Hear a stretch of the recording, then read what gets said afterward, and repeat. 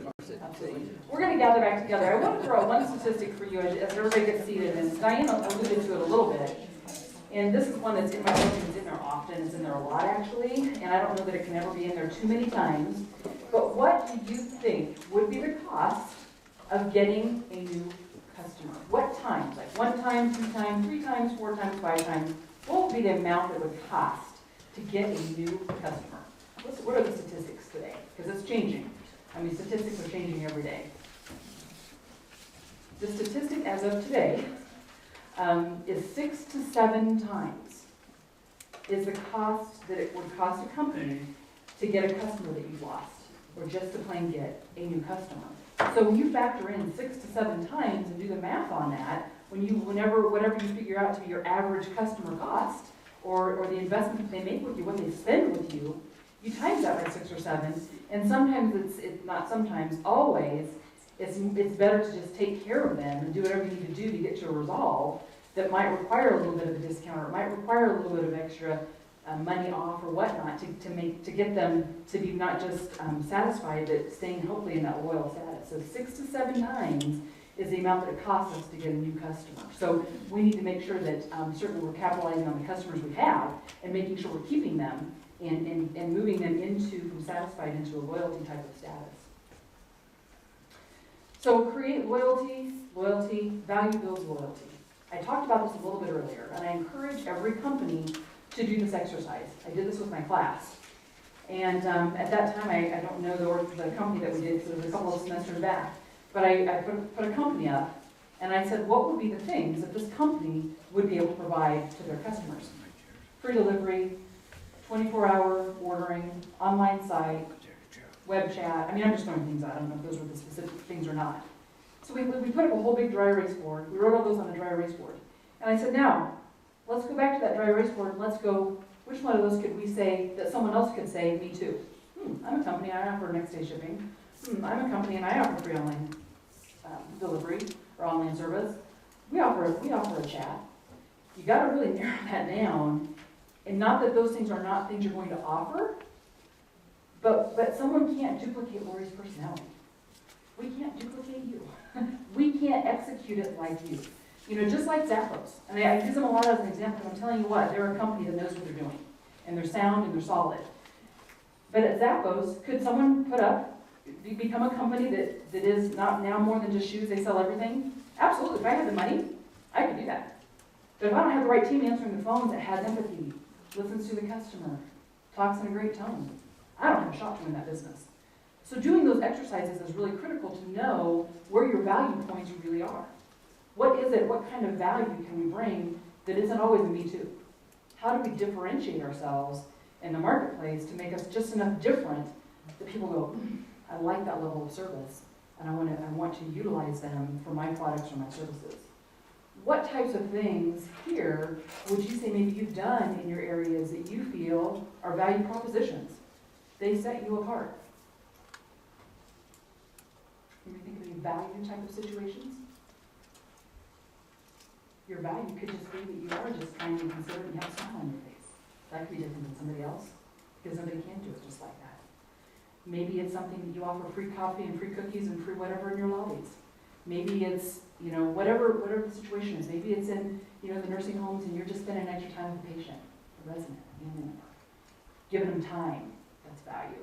So value can be looked at in a lot of different ways, but we need to find ways to really drive home value that can differentiate ourselves. I'm going to share this video clip.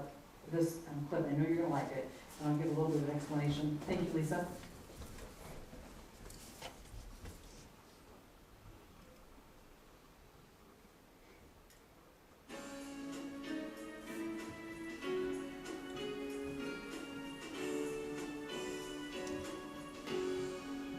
Hi, this is Shep Hyken.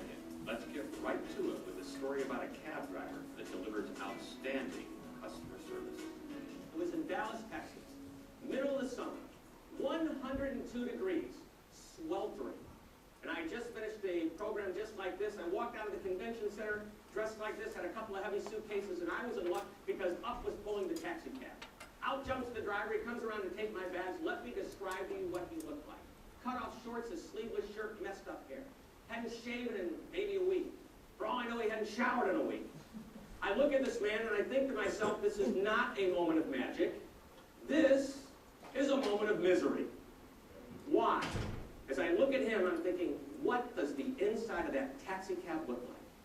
I mean, look at him. You know it's dirty and grimy in there. You know there's no air conditioning. It's probably broken. I'm going to get into this moving sauna, and 25 minutes later, I will be drenched in sweat. The suit will be wrinkled for the day, and about the time I actually get out of the cab, a little spring's going to pop through the vinyl seat and rip my pants. So I look at him, and he looks at me, and he says in this deep Texan accented voice, sounded nothing like the man that I was looking at, and I can't even get as low as he can go, but I'll try. He said, "Get in the cab. It's nice and cool inside the cab. I'll take care of the bags." And he smiled. Didn't look right. Sure didn't sound right. I look behind the cab to see if there's a ventriloquist. Well, I handed the gentleman my bags, I opened the door, and cool air hit me in the face. The air conditioners worked just fine. As a matter of fact, it was cold inside the cab. And as I got in, the cab was spotlessly clean, and sitting on the seat next to me were two newspapers, the local Dallas paper and a USA Today, and right in the middle where the hump is, there was a bucket with ice and 2 soft drinks. Couldn't believe it. I had to look back to make sure the guy was still putting the bags in the back of the cab. Eventually, he gets into the front seat, picks up a dish of candy, turns around, offers me a piece of candy, and that's when I remembered what Mom always said. Don't ever take candy from strangers. This was different. I took the candy, and I asked the guy, "Is this your cab, or are you like borrowing it for the day?" And he answered me. He said, and I won't get as low as he can go, he said, "This is my cab, and you make yourself at home. The newspapers are yours to take with you at the end of the trip, no extra charge. The sodas are yours to drink, compliments of me. Have as much candy as you'd like, and by the way, it's a $22 flat rate, which is the same rate that any honest cab driver would charge you from downtown out to the airport. Sit back, relax, and enjoy the ride." And I thought, wow, this guy's good. We get onto the highway, he asked me a question no cab driver has ever asked me before. "Are you in a hurry? Is it okay if I do the speed limit?" By that time, I was reading a newspaper, drinking a soda. I said, "Take your time."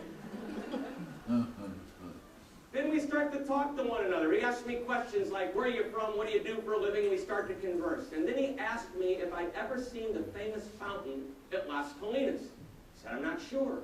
He said, and he described it to me. I said, "You know, I've seen a picture." He said, "Then you've got to see it in person." And he started to get excited. "It is right on the way to the airport. If you've got an extra few minutes, I would love to show you the fountain. Just to block off the highway, and I'm not going to charge any extra money. It's a $22 flat rate from downtown out to the airport. And it's not only the most beautiful fountain in the entire Dallas area, it may be the most beautiful fountain in the entire United States. Would you like to see the fountain?" I said, "Show me the fountain."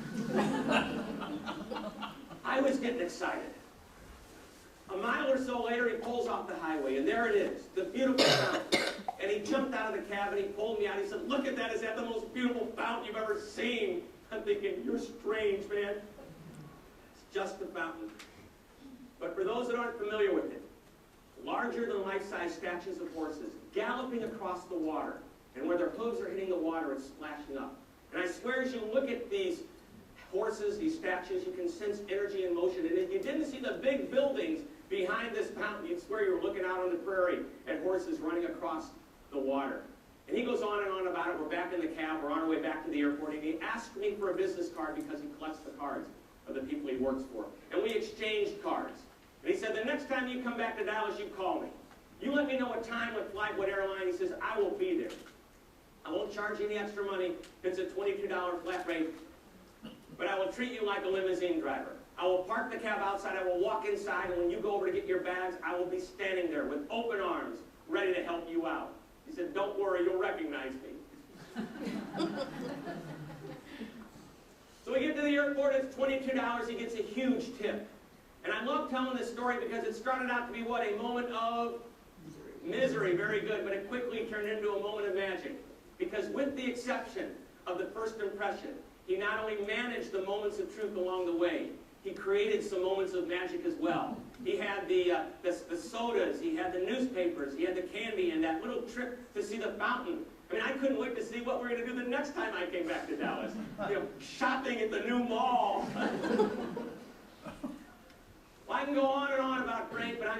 that's not the best part of the story. Now, as Paul Harvey would say, here is the rest of the story. 4 days later, I'm in my office. I open up my mail, and there's a thank you note from my cab driver, Frank. Unbelievable. How often do we receive a thank you note from a cab driver? You know, every Christmas I get a Christmas card from Frank and his wife. Thank you, Lisa. Wow, is all I can say to that clip.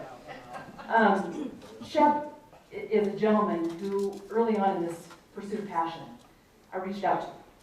And he's been an incredible mentor to me, and he shared the Frank story, and he was so inclined to do a book review for me, and we've just stayed in really great contact. And one of his books is one that I'm giving away as well today.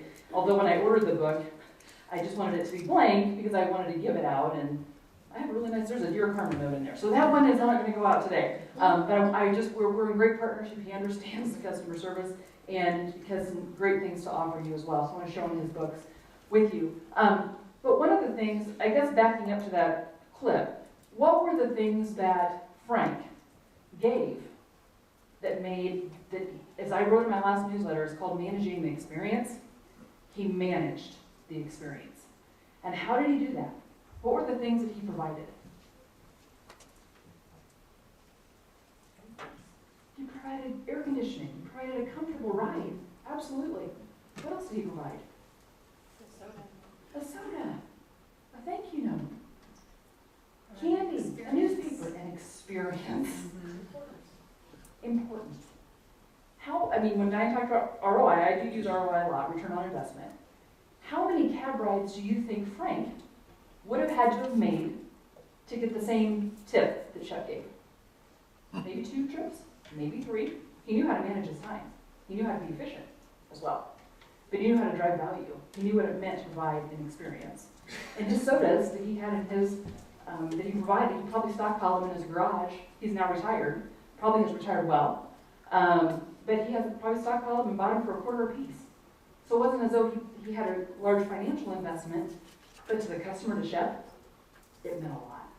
And so what can we do in our environments that can bring that kind of value that will drive that experience? And that's something that everybody just needs to evaluate in what they can do. The thank you note probably was the biggest for me.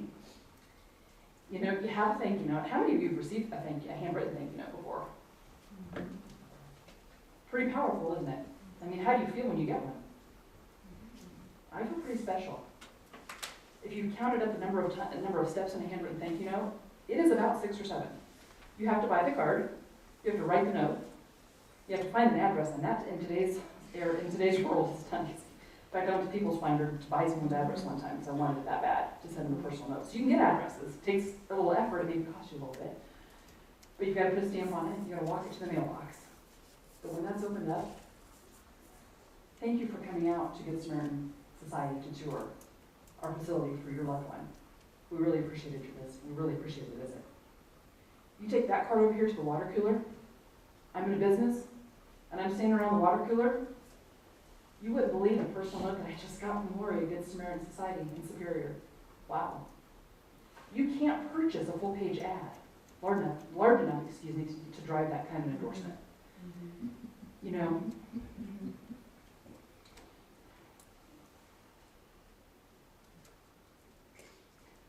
I apologize, but I did for a little bit of this. I wasn't even under the speaker. My mom was a driver in that for me. And I'm grateful. Because I had to write those as a kid. And it was like, okay, Carmen, here's your thank you notes. And here's who you have to write them to. And it's Saturday morning. And cartoons were only on Saturdays then.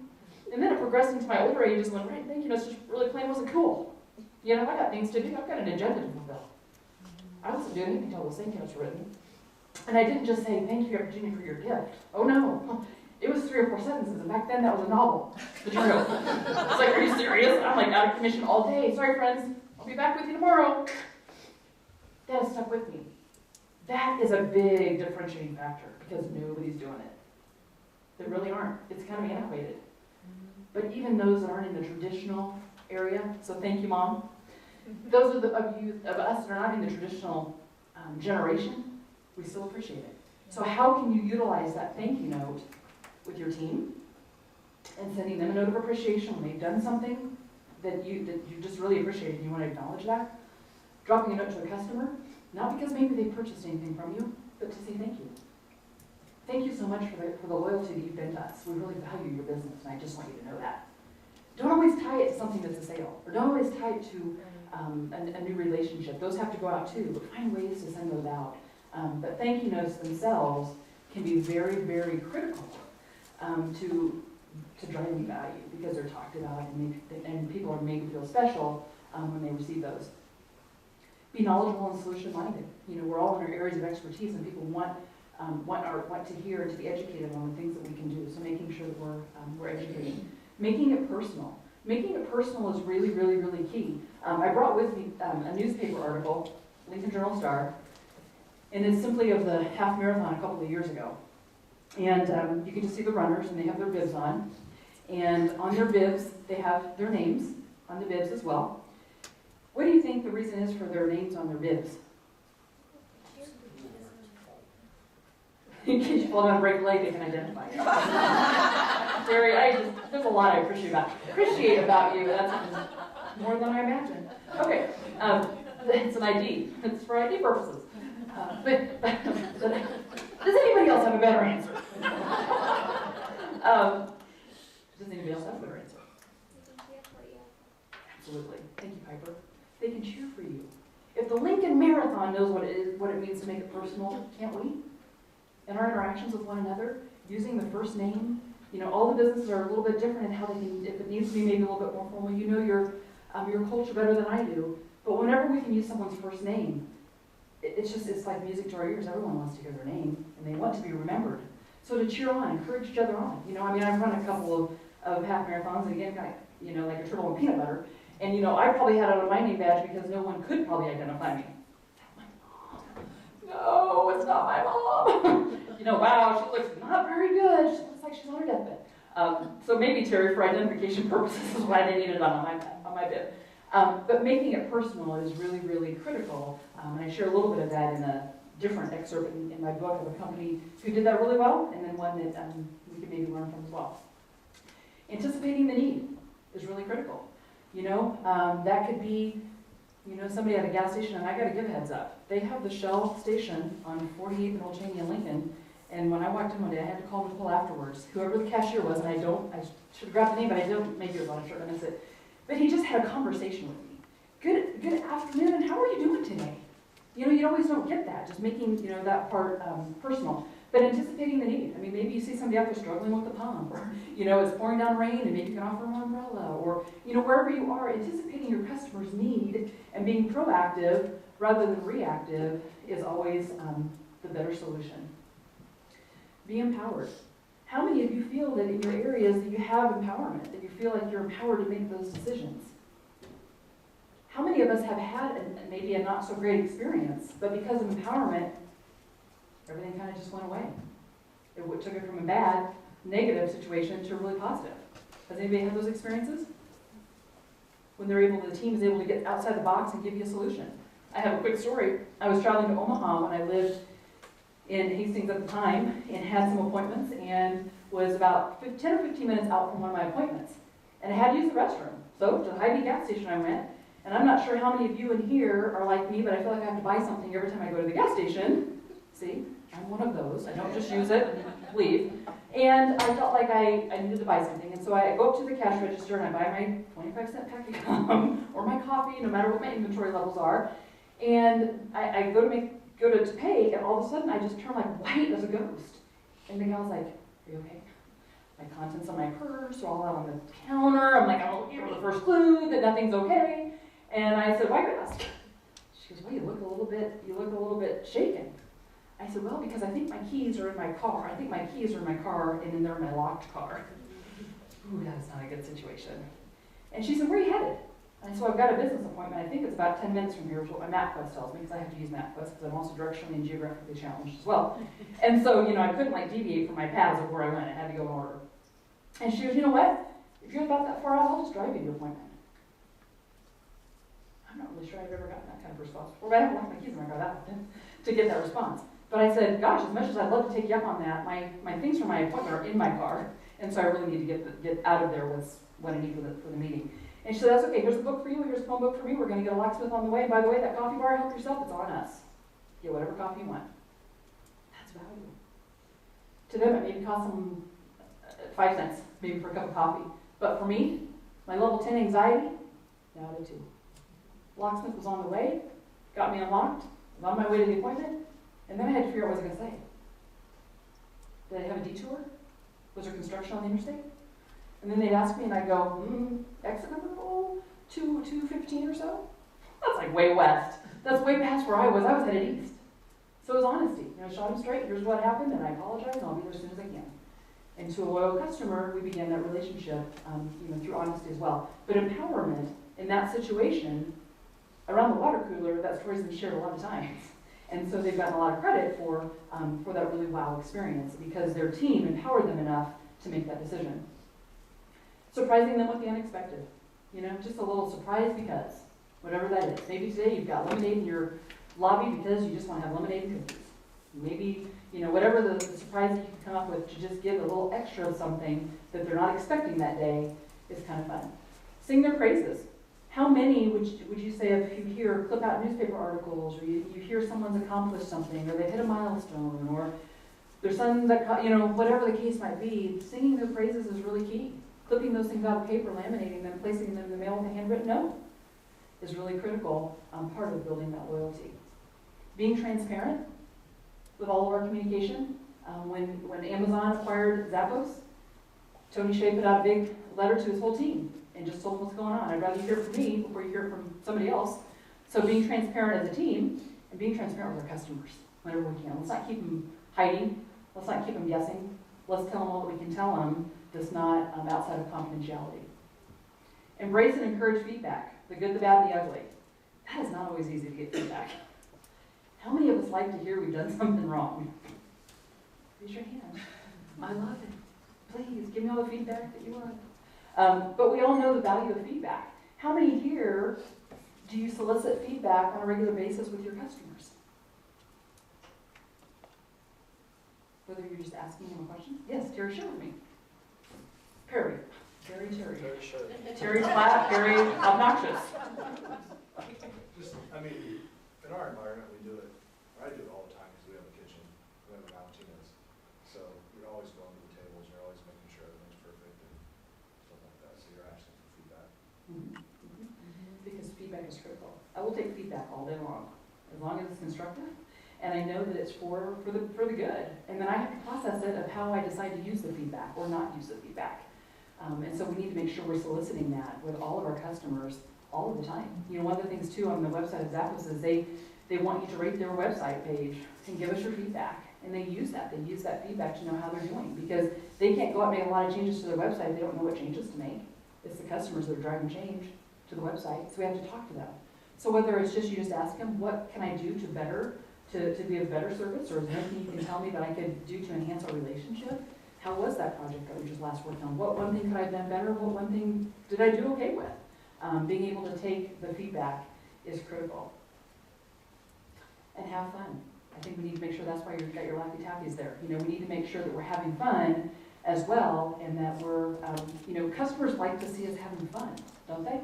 If they walk into a business and we're all just, you know, intense and we're at our jobs and we're not having a smile on our face, we're not laughing with each other, it may not come across as a really great place to be. And so we need to have fun as well. The goal of the company is to have customer service that is not just the best, but is legendary. So what can we do to take it over the top in that respect? So here's your third trivia question. What percentage of your average day, like all of your days, do you spend listening? 45%, 50%, or 35%? What percent of your day would you say that you spend listening? There's not a D. I appreciate the question. No D on this one. It's A, B, or C. Unless you want to fill in your own, I guess, feel free. What percentage of your day do you spend listening? Okay?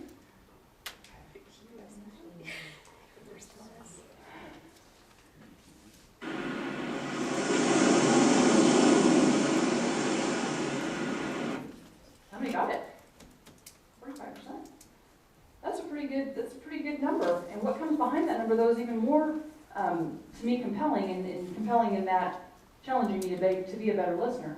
Opposed to 9% writing, 15 reading, 30 speaking, and for executives it's a little higher, so 55% that they spend listening. But here's what comes behind it that's really great.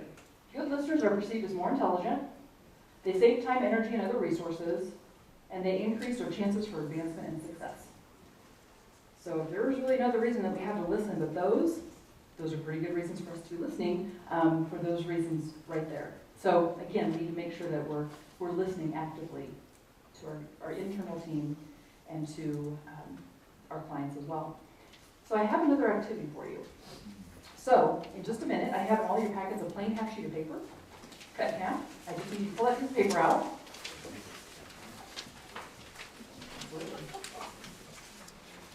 And what I need you to do with that piece of paper is I'm going to flash it on the screen and slide. And nobody needs their phones out at this time. Phones away, phones off. Even you, Perry, yeah. It's just, I say it and here it comes. And I want you, just with viewing it, to just, no writing either. We're not writing at this stage, okay? All right, Perry, there's no writing. That comes later. Put your pen down. To view this screen, I'm going to give you about a minute. And I just want you to observe what's there. And that's all I'm going to say.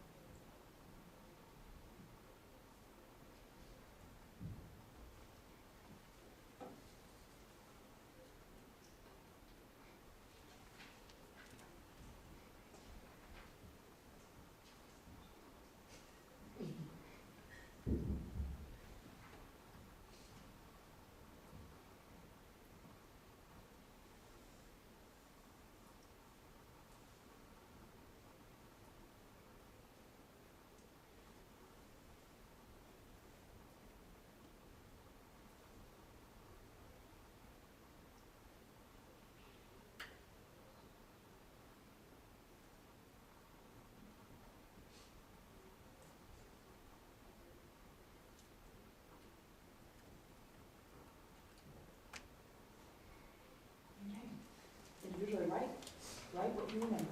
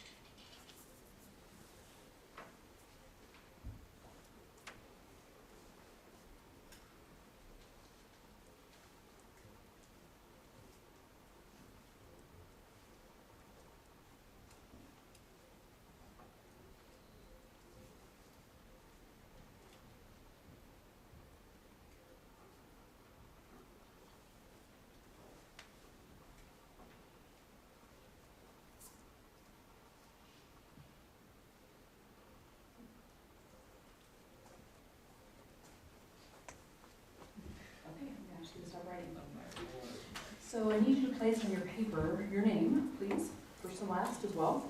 And then I would like you to, if you remembered, there's 29 things on there. If you remembered 15 things on your own, put the number 15 and put a big little circle around it on your list. And then what I'm going to ask is for someone at your table to be the reporter. And once your name, first name and last name, and the number that you have on there is written on your paper, identify who your reporter is going to be, and pass all those papers to that one person, and then I will give some more instruction. The recording is really not difficult what I'm going to ask you to do, but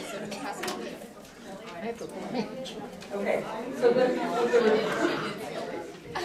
now, what the reporter is going to do, here's what I would suggest: is now you have however many is at your table.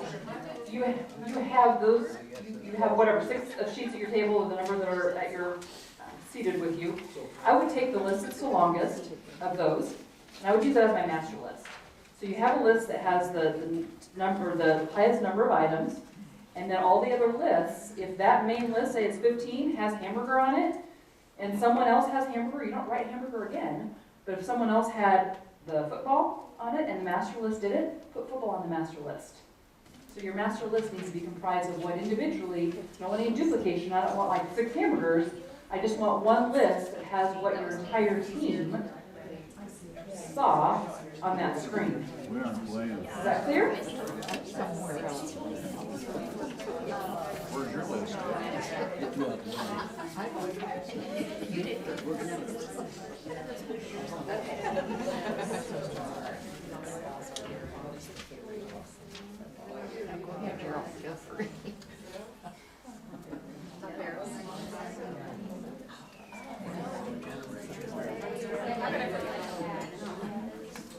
I was sitting with these old people.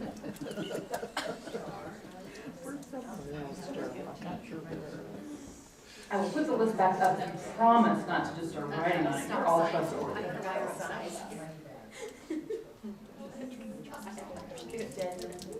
come we only have 3 at our table, Cheryl?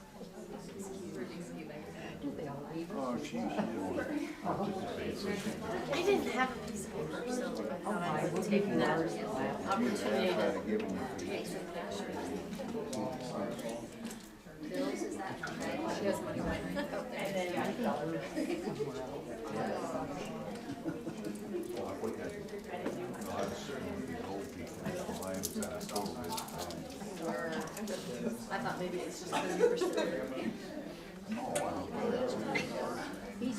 He's really the oldest at this table. I believe that.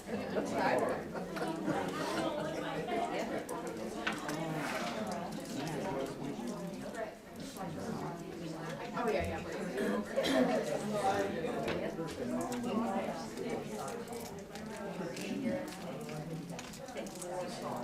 Will that help if we eat? that's got a little, His name's Christopher.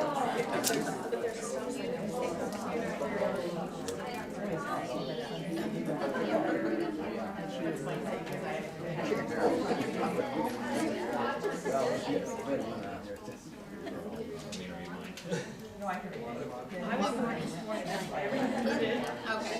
News? She's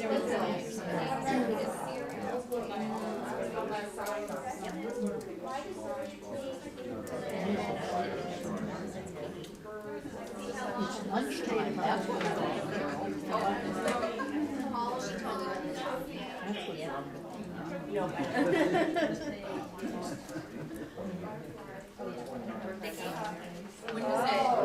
When does it rain Monday?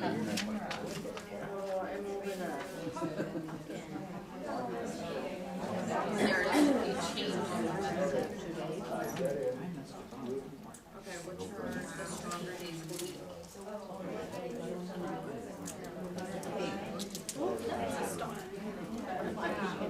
So for those who are done with tabulations, what I will just need here in just a minute is to know individually who was the highest, and then as a group, what your group total is. Those are 2 numbers I'm gonna ask.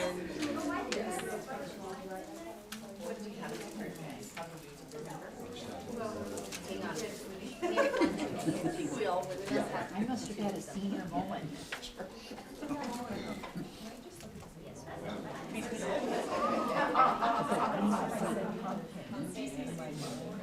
Okay, so I'm going to go ahead and start over here. At this table, individually, who was the high? Congratulations, Joshua. What your hand? 16, right? And what's your result?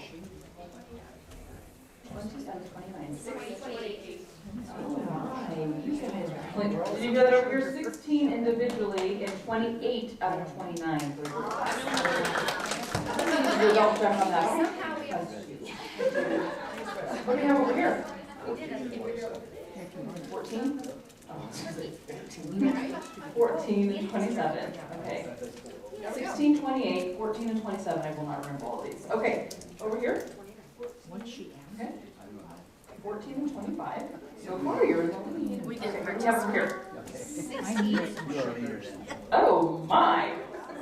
Checker, somebody check the list. Kind of like bingo check. Okay, 16 though you said, and 29. Okay. And what do we have over here? 17. 17 and 26. Okay, so who got 17 over here? Wow. We didn't have any individuals that got higher than 17, did we? Okay. No, but we have one that drew pictures. Oh,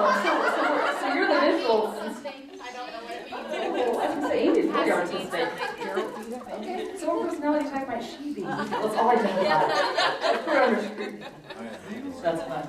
How about this table back here? I was sitting with these old people, and they don't play chick fair. Okay, so you're not reporting your numbers? Okay, well, congratulations. You're a smarty, but so is everyone else on your team, so share those around. And then over here at this table, you also are a bunch of smarties. So pass them around. Give them another hand. That's pretty impressive. So certainly, as well as that communicated, is that, going at something together garners us a much stronger end result than if we try and approach it from going at it as a team approach, gives us a stronger outcome than if we go at it individually. And so playing as a team is much more effective than trying to go at that on our own.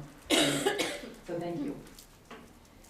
This is a quote that I also use often and I believe very strongly, and it basically says, or it does say, if you're not serving the customer, your job is to serve someone who is. Who might that quote be speaking to in an organization? Okay, absolutely. Who might not have direct external customer contact? Maybe somebody in purchasing, maybe somebody in accounting. IT, absolutely. IT would probably be a critical piece. And heaven forbid if we don't have an IT department, we are all sunk. Because they are critical. They're very critical. So this statistic, or this quote, is directed at those positions that maybe they're not working directly with the customer. I had the privilege of speaking at Lincoln Public Schools a couple of weeks ago and sharing with their staff at their staff development and with their team that are secretaries, but a lot of them might be in purchasing, and a lot of them might be in accounting, and a lot of them might be in IT, and they don't have a lot of interaction with the students and with the families. But the interaction they have with the one who has the interaction with the students and the families helps make that experience all the better, because they feel appreciated and they feel like they're a part of that process. And being someone to smile for that student, that may be the first smile they have that day. And so it's really important that we have those interactions, that we make sure that we're serving everyone in the organization.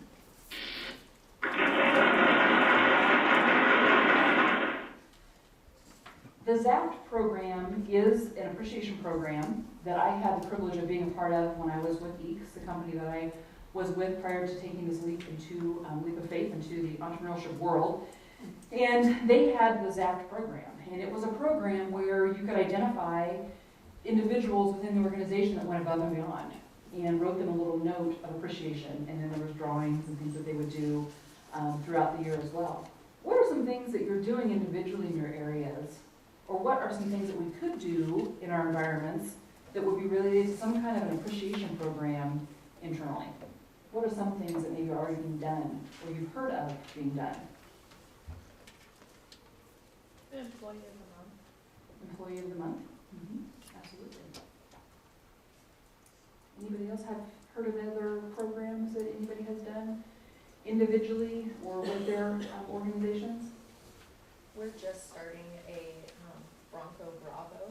Okay, tell me about it. So basically, people will be nominated by their peers, and then we'll go through the nominations, and we hope to display them so everybody can see who was nominated. And then there will be 2 winners, which we have staff and faculty. So the staff, there'll be 2 winners, and they get $250 with the music and card. So That is great. And how often is that done?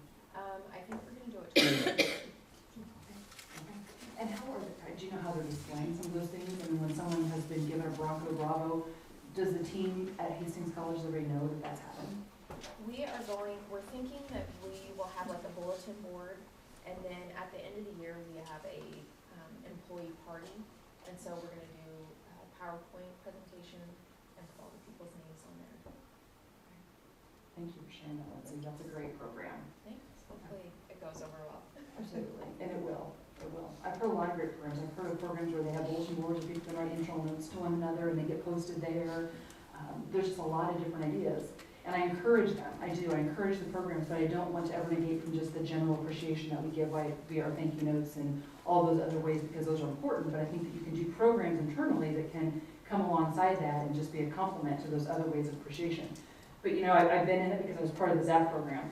Oh, John didn't really go above and beyond the Call of Duty. Why was he nominated for that ZAP award?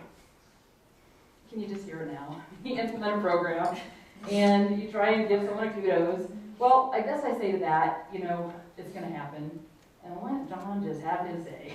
Let him just shine in the limelight for a while and let it pass.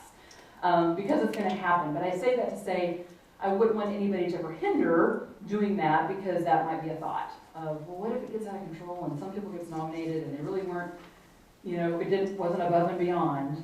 Let's just start a little appreciation going and see where that goes from there, and see if we can spread the love and see what kind of an end result that brings. The idea is just, I believe very strongly that everybody internally has great ideas that can move a company forward. And so I kind of call that the Einstein idea, the Einstein Award. What kind of things, what kind of processes in your area of responsibility could enhance just that, the process. In the end, it enhances the customer experience. Letting people share those ideas and saying, hey, this is something that I think can make our department a lot stronger. I think those ideas need to be encouraged and they need to be circulated, because those that are in the trenches really know the best what kind of changes need to happen. You really can't, from a management perspective, I don't believe, make decisions in areas that you really don't know what decisions need to be made. So making sure that you're including that team in the process and encouraging their ideas, I think is really important. How many of you have watched on, I used to watch a lot, it doesn't seem to have enough time, or I don't seem to have enough time to watch TV, but HGTV. And they have the purging out of the homes, and maybe it's part of Hoarders too, but they go in and clean out and they do the for sale, I'm gonna keep it, or I'm gonna trash it. They put it kind of in those 3 different categories. That's kind of where I put feedback also, and suggestions. Hey, that fits our mission and our culture, let's run with it. Hey, it doesn't fit right now, but it might later, let's keep it. Hey, it doesn't fit at all, we're not gonna go with it. But encourage those ideas so that people can be thinking of things that they can, that can improve the processes, I think is very, very important. And some of our best ideas, even within the organization of EECS, one of our Print It Center idea came from one of the employees. So great things can come from those ideas. So here's your 4th trivia question. What percentage of customers are willing to pay more for a better experience?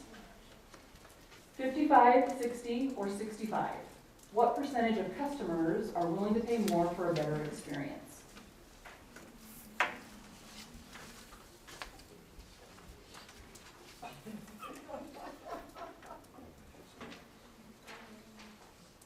Okay. Oh, Dean, you're back. That's awesome. Did you bring that certificate? Whoever wins this trivia challenge, they're going to the Caribbean with, you're sending them there. So did you bring that? It's on its way out in a special armored vehicle. Okay. So whoever gets it, hang tight, because it's coming. Dean doesn't, make a promise and not deliver.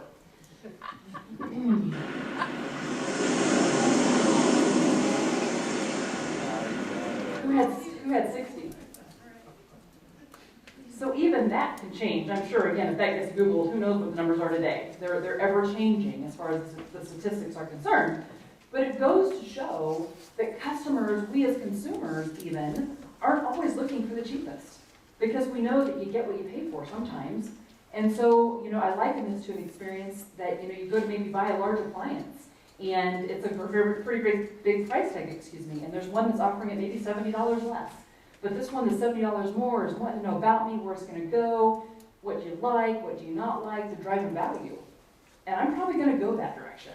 Because if they took that good of care of me then, if something goes wrong, you're going to take that good of care of me when it goes wrong. So I think that we as, sales and customer service need to be really careful that we don't ever sell on price. Because if you win on price, I bet you're going to lose on price. How can you create the experience? How can you drive some of those other value-added things to the relationship, bring value that's going to make the experience worth the extra money? Statistics show customers are going to pay for that. So if you can bring them in with this mindset, your chances of getting them from a customer for today and only today to a customer of loyalty is going to be all the easier and all the quicker if you drive that experience. This is just a little statistic that I like to share, and it kind of talks about, it does talk about management, but if your supervisor or manager primarily ignores you, The chances of your being actively disengaged are 40. If they focus on your weaknesses, it's 22. If they focus on your strengths, it's 1. So there again, just kind of complimenting individuals on their areas of strength. And I guess if you give them their weaknesses, they're going to be less disengaged than just ignoring them because they want to be heard from, and they want to know what they're doing or could be doing better differently or otherwise. So again, just another powerful percentages for all of us to live by and to go by.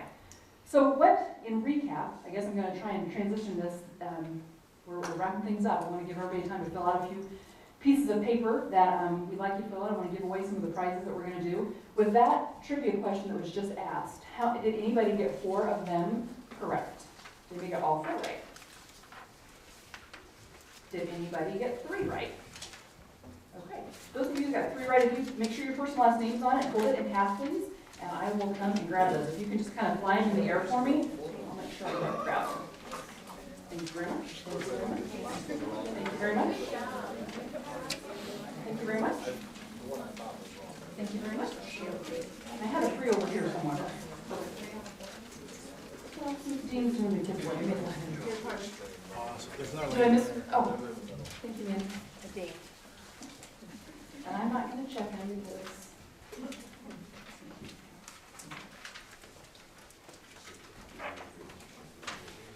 Okay, the pressure's on, Dean, to draw the right name. Oh, She got a lot. Oh, it's pressure. Just pick one. Drum roll, please. Okay. Oh, my word. Why don't you just go and read it? Dean? Oh my, for the love of Pete. Renee Woodward. Congratulations, Renee. If nobody, those of you that don't know, Renee is my sister-in-law. So, congratulations, Renee. So here is some popcorn and some M&Ms to enjoy with all of your team today. Take that back with you. So, we're going to just recap real quick. I'm going to share something, present something to Dean, do the book drawing. If anybody didn't have a chance to register for the book, I guess maybe when I'm done, I'll give you a chance to quickly do that and I can draw the name. But I just want to put forth the challenge to everybody here in the room. First of all, I want to say thank you for everything that all of you do in the environments that you are. You are making a difference. You're serving people, which is amazing, and something that all of us need to aspire to do. My challenge is that you can leave here today and say, hey, I've got 2 or 3 of those tools that I'm going to put in my toolbox, or I'm going to go back and I'm going to talk with my team about, and how can we enhance some of these areas? How can we drive value stronger? How can we appreciate our customers more and better? What avenues are we doing now? How can we make that better down the road? All of us have maybe not, but the one-to-one marketing is another kind of buzzword. And we know what one-to-one marketing is. It means we are marketing the individual and we're making it personalized. I had the chance to go to a restaurant this week called Zoop. Has anyone ever been there? It's in Lincoln and it's a soup shop, soup and sandwich. And they have 12 different soups every day. It's always different every day, 12 different soups. And I was going with a friend that I'd never been, and so she was kind of educating me, and we got to the end of the line, and I said to another gal that looked like she'd been there before, I said, so how does this work? I mean, do they call my name? I don't know what do I go sit there and talk to me? She said, well, they'll call your name. And I said, but I didn't give her my name. She goes, did you pay the credit card? I said, I did. She goes, I got your name. So there again, those are just other ways that companies are just, they're really honing in on those personal relationships. I also heard on the radio the other day that organizations are hiring personality over skill. They want to have people that really care about people. Mm-hmm. And you're in a people business. And I just say thank you for being here, because being here, you're making an investment to make a difference in everybody you interact with. And this is my passion. And so I'm so excited to have you here. I'm so glad that you're able to and willing to learn and maybe grab some other resources that you can take with you. And so that is my challenge. How can your social media be stronger? What kind of presence can you do there? What things as a team can you do personality-wise? How can you learn to work together as a team? What resources might you need? In my book, I have what's called the final chapter. Gosh, darn it anyway. And really what it is a toolbox. There's 11 chapters in the book. And so there's 11 principles that you can, again, apply to your own situation. You can either do the half cup or the full cup version. The half cup is a free version, and the full cup is a little bit of an investment because there's accountability that comes with it, and there's some training that comes behind that as well. But every month working on one of those topics in that book, and working with your team on it, and how do we apply this to us? What does it mean to us as a company? And then the 12th month, have a party. Celebrate your success. And I want to be a part of that. So if you do any of those challenges, the half-cup version, even the free version, if you want to sign up for it, it will be live on my website, I'm hoping tomorrow morning. We've had some glitches in that. And one of those will be, I'll be giving a 12-month party to your organization. I'll do a drawing for one company to win a 12-month party. So if you, I just encourage you to do that because I want it to be a learning opportunity. I don't want it to just be a book that you just read and don't feel like you've gotten a lot from, I guess. So with that said, I'm going to have Dean come up for just a minute. And in their folder, there is a questionnaire that I do want your feedback, and I would like you to share that. There's one that's also in there from Central Community College, and Betty said, please don't have them do both. Just fill out yours, Carmen, that's fine. It's on the left-hand side. Because of your attendance today, each and every one of you is a part of making a donation to the Central Community College Foundation. Correct. And it's just a way that, giving back is also part of my DNA. It's part of how I was raised. And so, if nothing else, it's really about encouraging all of us to find out where that is that we can plug ourselves into and to do that. And so, with that said, I would like to give the check to you, Dean, to the Central Community College Foundation, and thank you for all that you do in the area of education. No, So, that's great. I just wanted to, go ahead and clap. That's great. I just want to say thanks to Carmen.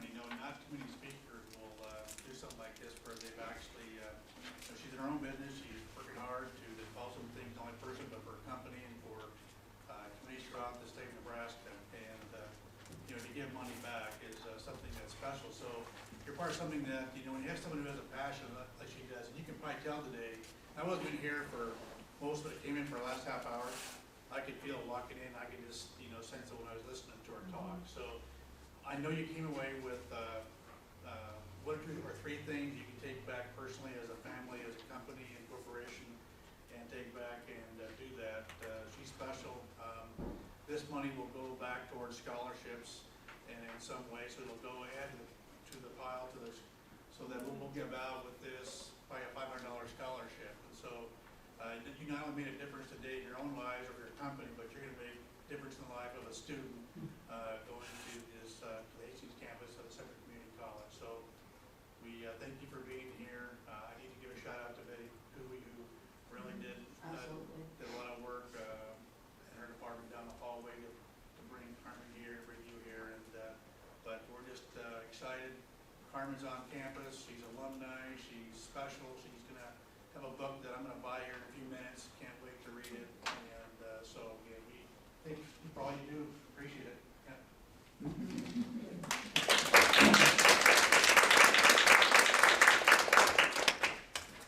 okay, I guess I just want to quick give everybody a chance to register for the book. Is there anybody that wants to quick do a register? I didn't do that earlier. So if you want to quick do that, you can register. I'll draw right away. I'll get you out of here. Those payday candy bars, they're also going to be for later. But also, if anybody would, if you take a payday candy bar, I want it to be given to someone that you want to give appreciation to. So if you take one out of the basket, you have one of your own today. So use it for somebody else and to spread the love.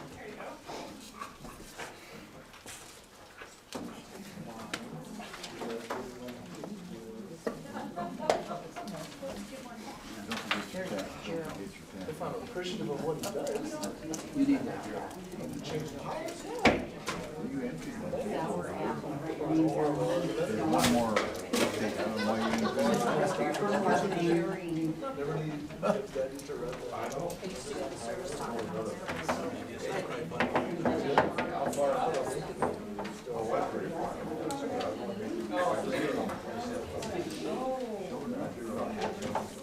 Yeah, agreed.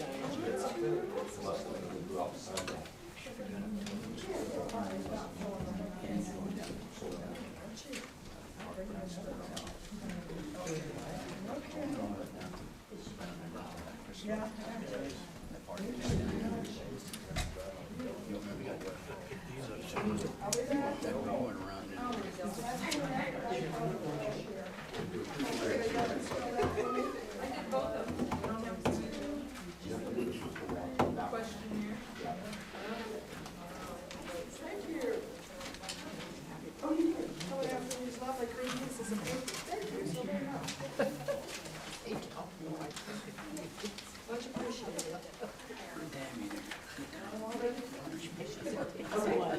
draw here for. Again, I'll have to order another one of Chef's books and also mail it to you because there's, I'm not sure anybody wants to book. So I will, whoever wins this book, I will mail it to you, so.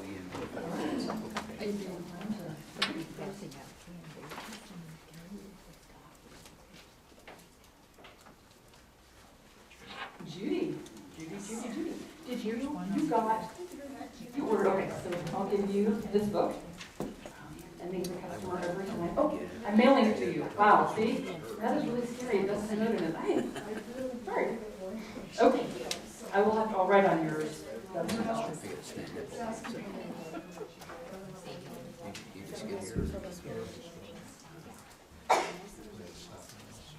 Melissa Carla.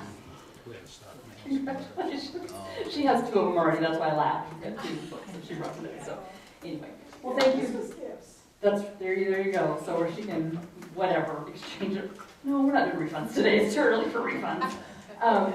But again, I want to just, every one of you has been a part of my story. Maybe not yet, but I hope someday it will be. But I look across the room, I look at Kelly and our years at the Holiday Inn. Wow, that was fun. It was a fun ride.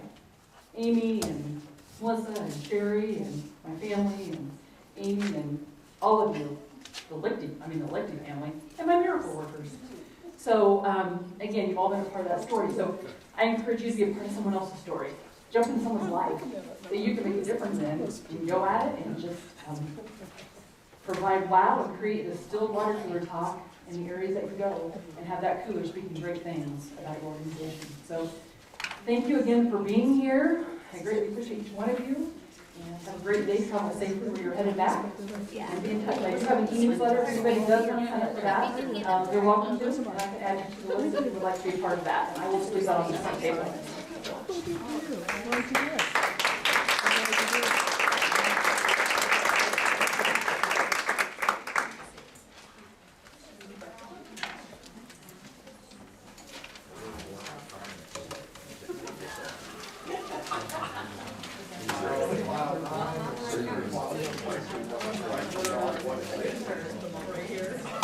Anybody else have any green donations they want to give to me? I got them all? Thank you very much.